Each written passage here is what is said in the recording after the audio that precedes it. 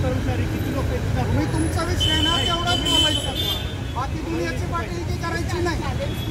List आणि balance तुम्ही वाटलंच तिथं टेबल करून आमचं काय म्हणणं नाही, आमचं काय म्हणणं तुमच्या पुरतच भांडा एवढंच म्हणायचं. आमचा बॅलन्स दिला आमचा बॅलन्स आहे तुमच्या मागण्याला मागा ना तुम्ही, त्याला विरोध करायला येत नाही तो. पण तुम्ही जे दुनियाची पाटीलकी तुम्ही काय केलं, तुमचा संबंध काय? आणि जे 15,000ची दलाली खाल्ली ना ती सुद्धा लोक आलेत ना. 8,000 कर्मचारी याचा काय संबंध आहे? कोण आहे? आपली लायकी आहे का ती 8,000चं नेतृत्व करायची? चहाची टपरी चालू करून 8 महिने घालून दाखवा आणि त्यांना द्या पगार. ही आहे का आपली लायकी? हे काय हे काय 8,000 कर्मचाऱ्यांचं काय संबंध? तुमचे आहेत ना 20-30 त्यांचं बोलायचं.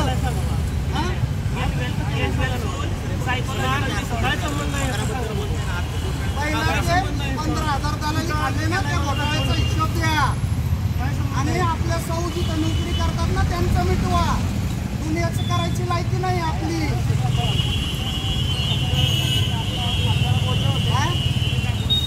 मी बोलतोय की फक्त आपल्या पुरतच बोलायचं, जगाची पाटीलकी करायची नाही.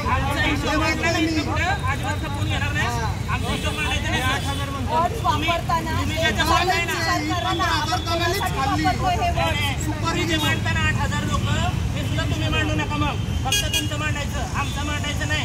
आणि त्याचं मांडलं 15,000 गोळा केले ना ते पोलीस कंप्लेंटला जाऊन देतात. ती लोक सुद्धा आमच्याकडे आली, त्याचा सुद्धा हिशोब मांड अगोदर. आणि तुम्ही शिकवायचं नाही कशाविषयी काय बोलायचं काय नाही बोलायचं. प्रशासकाचं 2 मिनिट प्रशासकाचं काय करायचं आतापर्यंत झालंय ना सौजन्याने, नाही तर बाकीचे येते ती विषय आम्हाला कळते. आणि त्यांनी ती लायकी दाखवली ती आम्ही नाही दाखवली. जॉबची विद्यार्थ्यांना बंद कर, क्लासरूम आपण महिलांना शेरेबाजी कर नाही केलं आम्ही. प्रत्येक जण आलो 8,000 जण नाही घेऊन आलो. 1,000 जर घेऊन येऊ शकतो ना, 5,000 घेऊन येऊ शकतो, ते नाही घेऊन आलो. सगळ्यांचा रोजीरोटीचा प्रश्न जनता आहे कशाला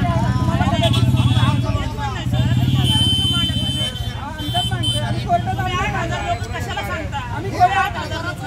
काय 8,000 म्हणजे काय सांगा बरं? 8,000 मॅडम एक मिनिट. आणि सॅलरीचा इश्यू आहे तर मग हे बाकीचं कशाला पाहिजे? प्रशासन रिस्पेक्टफुल बोलणं कशासाठी पाहिजे? अरे त्यांच्या एजचा तर विचार करा ना. किती वर्ष तुम्ही काम केलेलं त्यांच्या इन्स्टिट्यूटमध्ये, त्याचा तरी विचार करा ना. कुठेतरी ट्रीटमेंट घ्या. 15,000तून काय उरले पैसे वाचवायचे काम आहे. 40,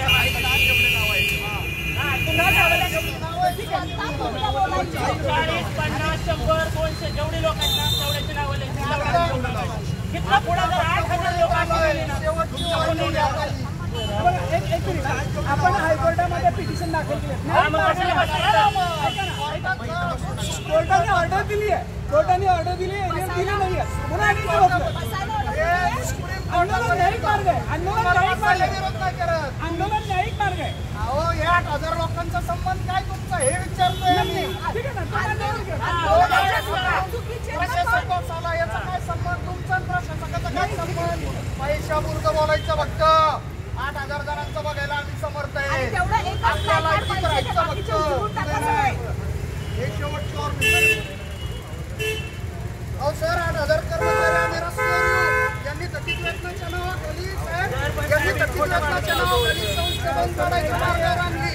आज रुपी बँक असू दे, इस्पात कंपनी साहेब आम्ही तुम्ही म्हणताय ते सगळं मान्य आहे. पण या खोटारडी लोक आहे ती आमच्या पोटा पाण्यावर उठली, ही रस्त्यावर आली. आम्हाला 8,000 लोकांना ही रस्त्यावर एक मिनिट आणि मला एक प्रश्न विचारायचा आहे. एक साधा प्रश्न आहे.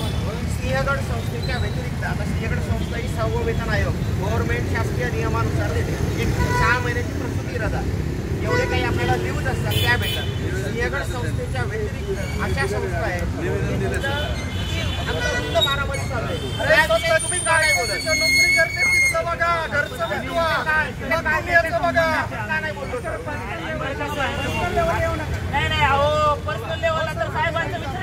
पर्सनल लेवलला किती घाण बोलतात पर्सनल लेवल बोलायचं घाणेरड्या भाषेत कसं बोलायचं त्यांनी शिकवलं तर आम्ही अजून लेवल तुम्हाला पर्सनल सांगतो तुम्हाला नाही आम्ही त्याला बनवून लेवल सोडली ना शेवटची वॉर्निंग आहे. हात जोडून झाले, आता वॉर्निंग देऊन झाली.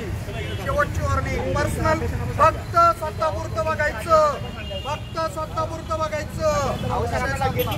गिरणी कामगारासारखी संस्था करायची. आम्ही त्यांचे सदिच्छुक आहोत.